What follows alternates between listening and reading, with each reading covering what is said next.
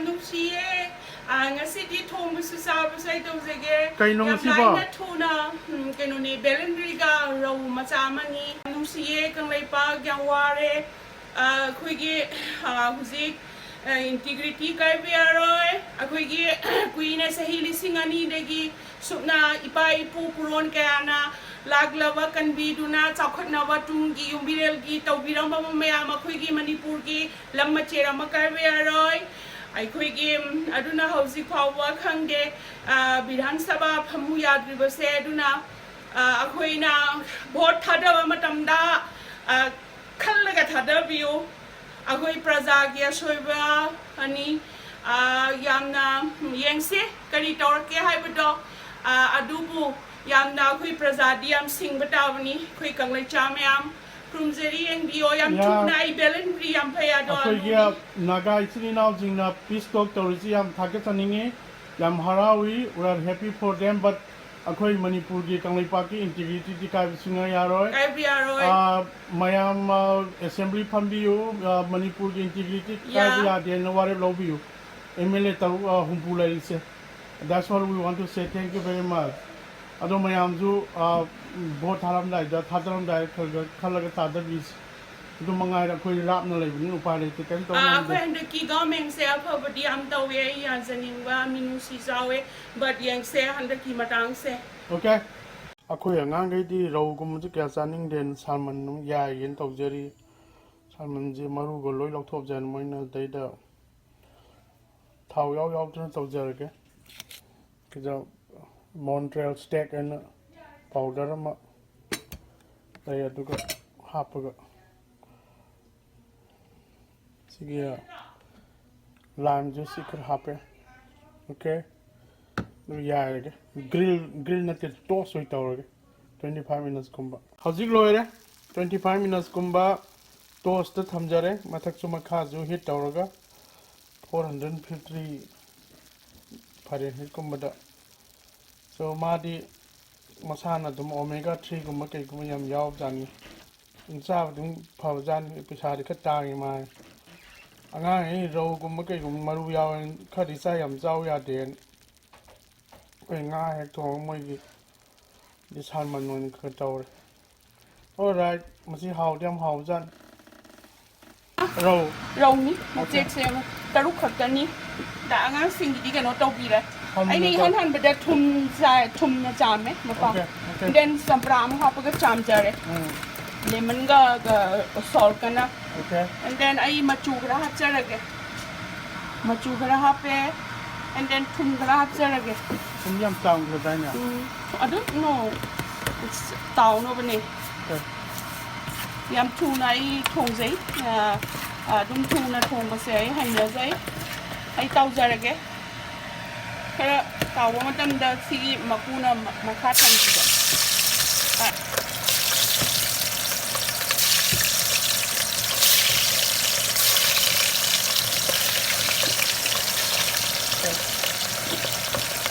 napag bini mapatu ay sanaman ni kasum sanang gimara si suhaw mana maroy na pag pidi ang pamjaba na kupi na pag pidi ay sanang mo kayo sila singere yang ang makeda ma sing and then sanang kira sing and then sanam si sujarani ada yung suwa madam dai na siya ko di gilok chabani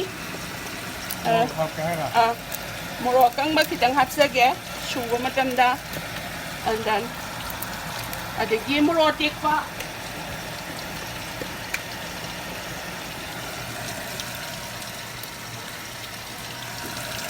rotik pa si so mari panjari adum he lei dana savia bane adu bu yadra he pa lu yadra imung da di moi ko di kano da mung da loi pusala moro se ngang ri du ngang kha hana pan ba gi loi na ma adum pal ano ri pan pon te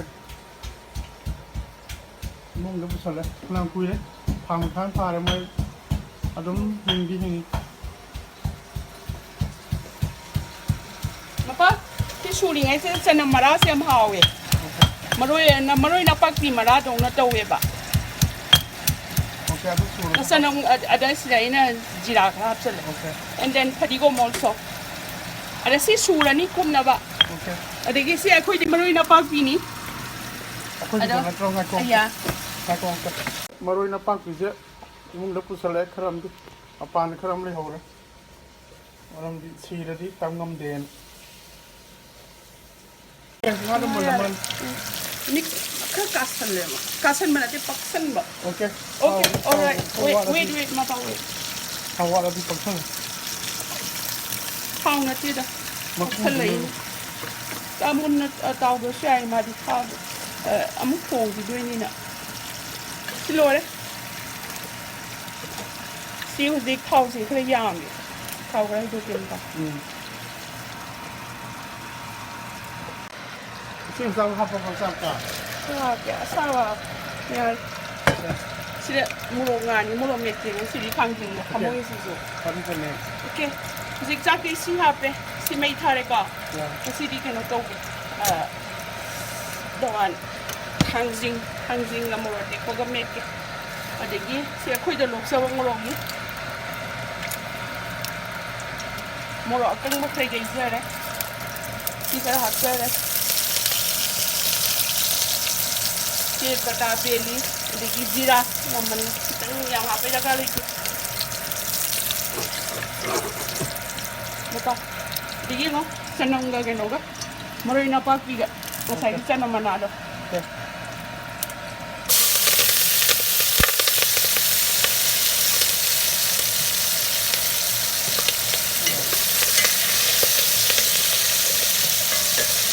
Nak long veg up to brown. Okay. Ada dia.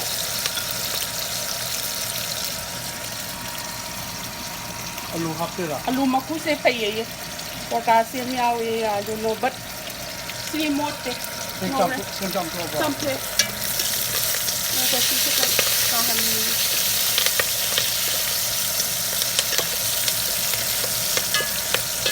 Ada okay. Si hal ke dalam apa? Nasai sing yang ang hati agen no. Nang sai sugi ba. Zira muroti ko murotan ba. Si hal ke. Natin ngau dia. Okay. Mule. Ay kung tang hati.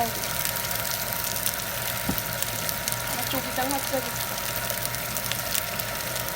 Sana mo ni.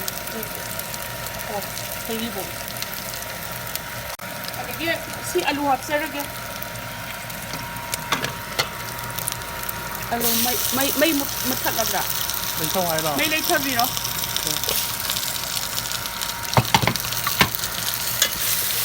Si nong ba. Anh này khẩu mà nó không được đấy. Ay, xin mi tang hap lagi. Ya. Si ada lagi. Kami xin kita hap lagi.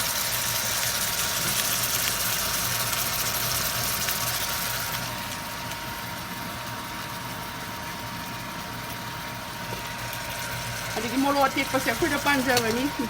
Belen pergi ke tong lagi. Ya, alu yang hap so hak sang ni. Noi jauh ni nak.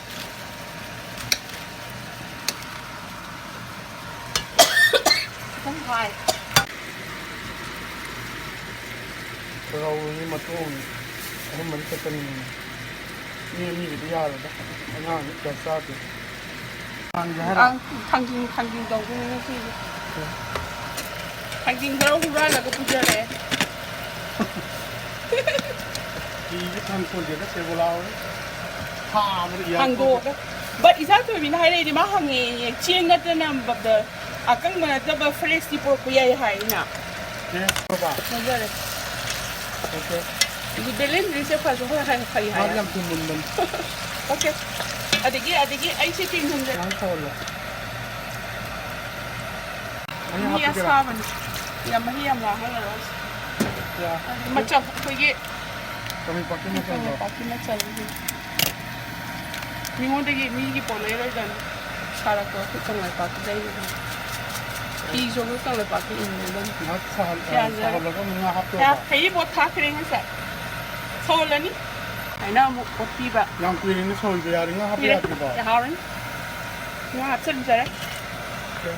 Ada dia sigi macam mana bisa Kashmiri chili. Tang lau tu. Ada dia ทั้งมาทุกมาโน่นดูบุญละนี่อันนี้ไอ้เนี่ยเอาไปกันเลยปากินมาโจทักจะได้ทุ่มน้ำมันก็ทุ่มเองอันนี้นี่งั้นใส่ยาเรียมทักเส้นไปพวกเขาสิจ้ะยามันรุ่มร่างหาเลยสิอันนี้สิ่งที่มาคู่เลยมาคู่มาร่างเสียรุ่มบ่มาคู่มาร่างทะเบียนนี่ที่เดี๋ยวพร้อมทำก็กำลังเดี๋ยวนี้นี่งวนจ้าแล้วก็ไม่ให้เงินดีแบบ Compose sempre di tutto. Ok. Va a scambiare male, eh? Vivo in quel parco. Solo così, ma che non si tiene a fare. Mola che fa. Ok. Stiamo male, eh? Due. Non fa nessuno. Come che lo yare, avete un molo gare. Ok? Due molto sbagliare. Hon. Có đi một lô tiền của thế là hình thấy cái phải. Nè hình thắc vậy, hình nhầm thắc vậy. Sao riêng không được phải. Làm hòn male. Alright. Krom jadi kang lepak yang nusie. Ai su dum what di kerwai sehi halor manina dum di ham ninge ai sam nungai mam na comment doi par ga ai san nu ai tan da harawe. Ok. Yang nusie kang lepak yam na kang lepak yam sari but sure tamba malani but bot piram dai da yam mun na pibio ngasi di pangnam manam zai ai ye kainoni Salman Masiam le re. ya pangnam se ye ya Favorite hai tare ne. favorite ne sakti nga le ta Sai thong bu do. Nga ga bilen yang ga. la solution gre uzi green light re mapanda green light ra ga nungai sa bani Nga thong bu do. ina belendri oina to zare Na ko na ba tare. ko na ba Nang thangjing hura la ko di. si hura la ga porok bani khoi sa thoi bi ora di lo ra dam ni thangjing je na hura la ga khok to la ga gi chan no pi nong in na ko halle naw no pi ai na na le re Pusal pudia da sing bu na met ka ni da. me tu ni ma pa si da gingu sanam ne morok se khoi da panja bani Okay. ngari thum Ya. Pusal pudia sa bu he. aina kutte ya morok sa di Sai sa kyung sa re bu nang sa am chan nge nang thangjing su ju bu da. oh hai Cái chanam cái ti lo ji hap na mo ba. ha pe sanam ha pe ma pa As manam ji da. sine sai jan do thang ding ngo pura Haore he. yep Ngari manam du ga. Okay.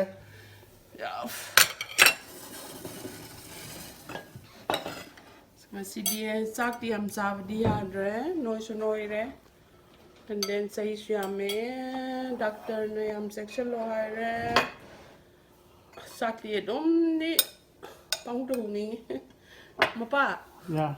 ai hai cái card si sai ne hura na ko ko do Sa wai du lo. As yang Haore Manipur. press ni you know no pi hema ba di se la ga lai ruin Kan lo ga ngapai gan dala ga pai ga ama hi diam lang e Ya nang di yam likal ni. sanggom pawa mada ising pawa hum ya le do Hao yam hao sim ye. tu sa ja ge ba Manipur ki sa hao sing ma pa Chakhwai. Aku kang lai pang mong ngai wa lai ponte Chakhwai hao bu tu. Yam hao ye cha. ko yi pok pa ding charak ko ni na e bit oi ge Ngasi di kara phajan phu dong mal phujan dong mal da. ya ren soi se Haurok pade hong na chakhom na ka sa op ko da. di family doctor lai Sa ka halwa. but Carbohydrate ka halwa carbs. pok pa ding chara bu in hai pok pa ding chara ni na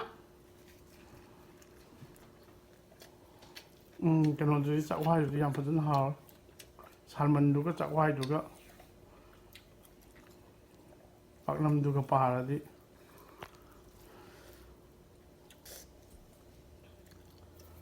xin kilo ra rồi Kobi phun do la. ko bi diam sai chắc saning men no chắc là dapat tong na ba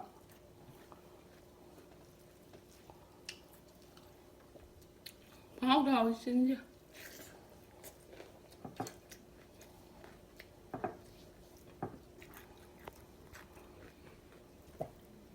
sao mình nói dám mà phải mà sao nó bị kia Ya mo di rau ga zi maru ya wani na sa di dum sai yam ka na. ꯆꯥꯕ ꯍꯩꯇꯦ ꯑꯗꯨꯅ ꯁꯥꯜꯃꯟꯒꯨꯝꯕ ꯀꯩꯝꯈ ꯌꯥꯏꯕꯤꯌꯨ ꯑꯩꯁꯦ ꯊꯥꯡꯖꯤꯡꯁꯦ ꯆꯥꯅꯤꯡꯕꯅꯤꯅ ꯃꯔꯨꯁꯨ ꯁꯥꯏꯖꯜꯂꯦ ꯑꯅꯧꯕ ꯑꯣꯏꯕꯒꯤ ꯌꯥꯕꯅꯤꯗ ꯑꯔꯤꯕꯗꯤ ꯆꯥ ꯌꯥꯄꯣꯟꯇꯦ ꯃꯔꯨꯕꯨ ꯍꯥꯎꯋꯦ ꯑꯗꯨꯅꯤ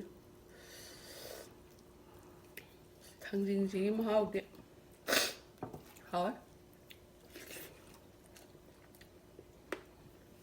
ꯉꯥꯗꯣ ꯍꯥꯎꯕ꯭ꯔ ꯌꯦꯡꯉꯨ ꯅꯪꯒꯤꯗꯣ ꯑꯩꯗꯤ ꯅꯪ ꯉꯥ ꯉꯥꯏ ꯉꯝꯗ꯭ꯔꯦ ꯑꯗꯨꯝ ꯄꯥꯏꯈ꯭ꯔꯦ ꯆꯥꯛꯋꯥꯏꯒ ꯃꯤꯟꯠꯅꯤ ꯁꯤꯁꯦ ꯁꯥꯜꯃꯟꯒ ꯑꯣꯏ ꯇꯧꯈ꯭ꯔꯦ ꯁꯦꯂꯔꯤꯔ ꯀꯩꯅꯣꯝꯁꯨ ꯌꯥꯎꯔꯤ ꯃꯥꯅꯦꯅ ꯁꯦꯂꯔꯤ ꯁꯦꯂꯔꯤꯔ ꯑꯃꯗꯣ ꯄꯥꯉꯣꯟ ꯆꯥꯛꯇ ꯑꯗꯨꯝ ꯑꯦꯂꯨꯃꯤꯅꯤꯌꯝꯗ ꯌꯣꯝꯃꯒ ꯉꯥꯟꯖꯕ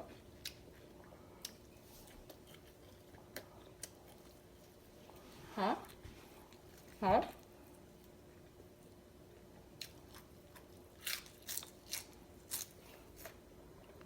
ꯉꯥꯗꯣ ꯍꯥꯎꯕ꯭ꯔ ꯌꯦꯡꯉꯨ ꯅꯪꯒꯤ ꯊꯣꯡꯕ ꯉꯥꯗꯣ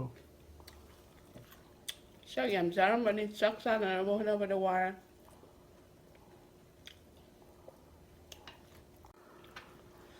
ꯉꯥꯗꯤ ꯉꯥꯁꯦ ꯃꯄꯥ ꯆꯥꯛꯇꯣ ꯑꯝꯇ ꯄꯤꯕꯤꯔꯛꯑꯣ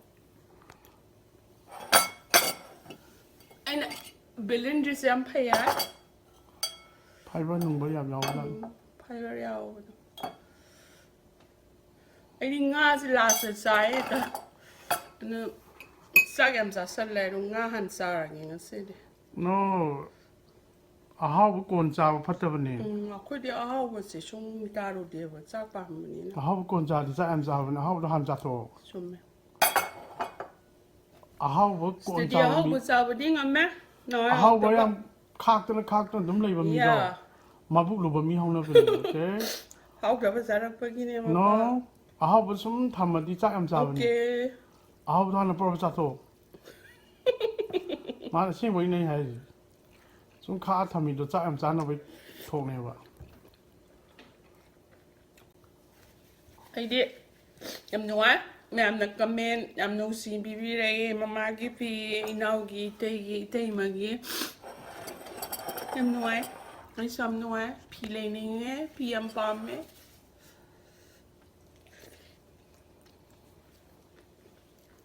ꯑꯩꯈꯣꯏ ꯀꯪꯂꯩꯄꯥꯛꯀꯤ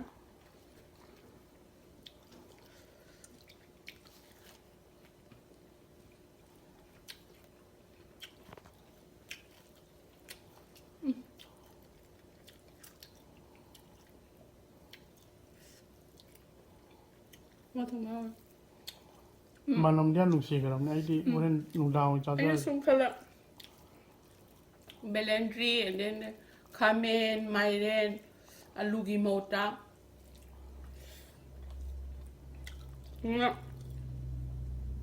ꯑꯂꯨꯒꯨꯝꯕ ꯈꯔ ꯀꯥꯞꯁꯤ ꯈꯔ ꯂꯦꯁ ꯇꯧꯍꯟꯕ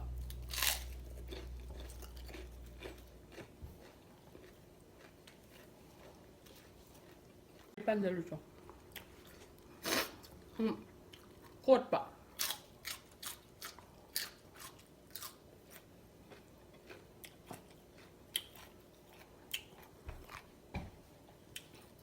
ꯆꯥꯗꯣꯏꯅꯦ ꯃꯄꯥ ꯑꯩꯗꯤ ꯉꯝꯖꯔꯔꯣꯏ ꯑꯗꯨꯏ ꯊꯕꯛꯇꯣ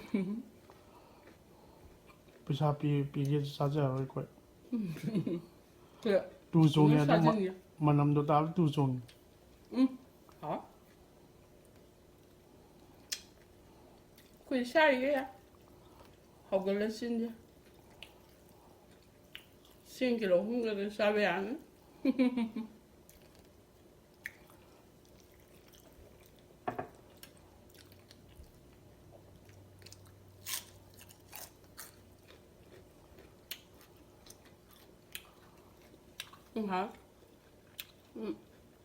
ꯁꯨꯝ ꯈꯔ ꯐ꯭ꯔꯦꯁ ꯑꯣꯏꯕꯅꯦ ꯑꯩꯒꯤꯗꯣ ꯍꯟꯗꯛꯀꯤꯗꯣ ꯐ꯭ꯔꯦꯁ ꯑꯣꯏ ꯍꯥꯎ बेसन पान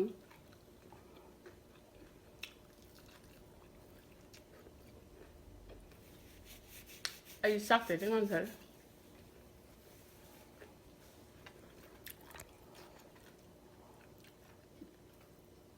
yang lain apa ꯑꯩꯈꯣꯏꯒꯤꯗꯣ ꯅꯠꯇ꯭ꯔꯣ Yeah.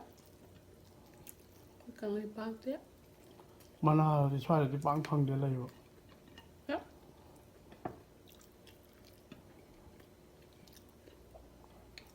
Beson paknum sẽ haore. ꯑꯩꯒꯤ ꯁꯥꯜꯃꯟꯗꯨꯗꯤ ꯀꯝꯗꯧꯔꯦ Mà haore mình. ꯑꯉꯥꯡꯗꯤ ꯑꯗꯨꯝ ꯄꯥꯝꯃꯦ ꯑꯗꯣ Mình.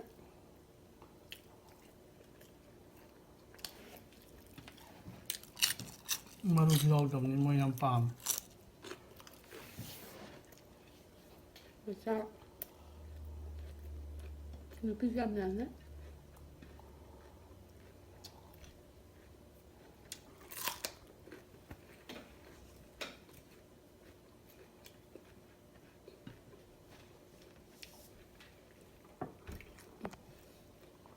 Cái dầu gì hả?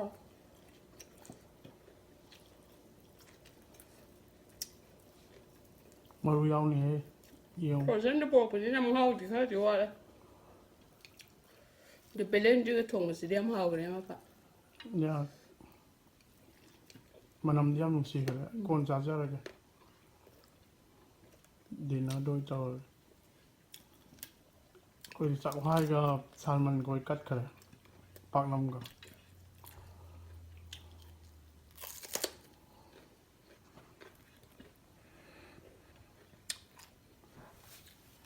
Sao làm sao gì? Khi mua sẽ phải băng ra cái này.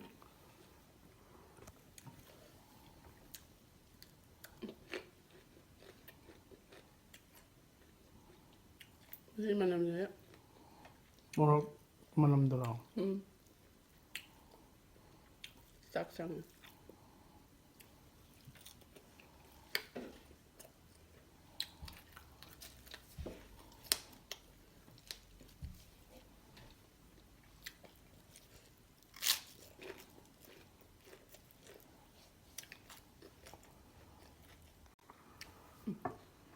Đó. Sao thì làm sao đấy? ꯃꯅꯥ ꯃꯁꯤꯡꯅ ꯌꯥꯝ ꯆꯥꯔꯣ Celery yam phè, không ngon em nói.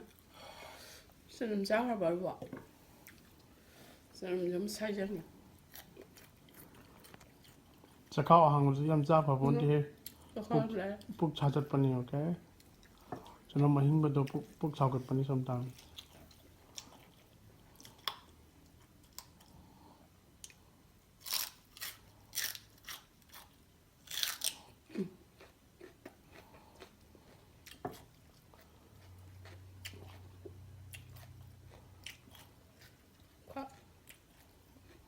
Phè.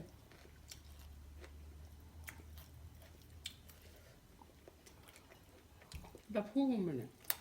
야 파이버 ꯌꯥꯝ ꯌꯥꯎꯕ ꯄꯣꯠꯅꯤ Thằng thì máu mũ là cái gì hả? Thằng thì nó yêu đi.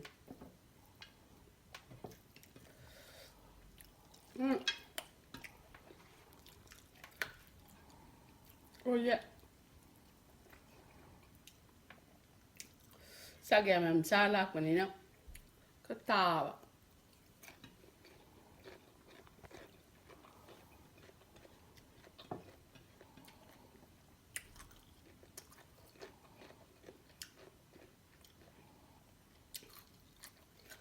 Sao thì say vậy hả?